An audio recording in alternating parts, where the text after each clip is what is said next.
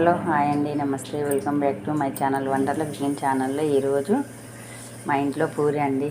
బయట చాలా చల్లగా ఉన్నది, వర్షం కూడా పడుతుందండి. అందుకని వేడివేడిగా పూరీలు చేసుకుంటే బాగుంటుందని పూరి చేస్తున్నాండి. పూరి పిండి కలిపిపెట్టిన పిండి కలిపేటప్పుడు ఒక 2 స్పూన్ల ఉప్మా రవ్వ, 1 స్పూన్ చక్కెర, 1/2 స్పూన్ ఉప్పు, 1 స్పూన్ నూనె వేసి గోధుమ పిండి మంచిగా కొంచెం నీళ్ళు పోసుకుంటే కలపాలండి. కలిపి ఒక 5 నిమిషాలు పక్కన పెట్టాలి. పెట్టిన తర్వాత తీసుకోవాలి. ఇలా ముద్దలు చేసి పక్కన పెట్టుకోవాలండి. పెట్టుకొని ఇప్పుడు ఇలా పలసగా చేసుకోవాలండి. ఇలా పలసగా చేసుకోవాలి. స్టవ్ మీద నూనె పెట్టి నూనె వేడిన తర్వాత నూనె పీల్చకుండా కొంచెం ఉప్పు వేసుకోవాలి. నూనె వేయడానికి వేసుకోవాలి. ఇలా పంపుతాను పూరీలు చూడండి ఎలా పంపుతానో. ఇలా ఆలుగడ్డ కూరన పూరి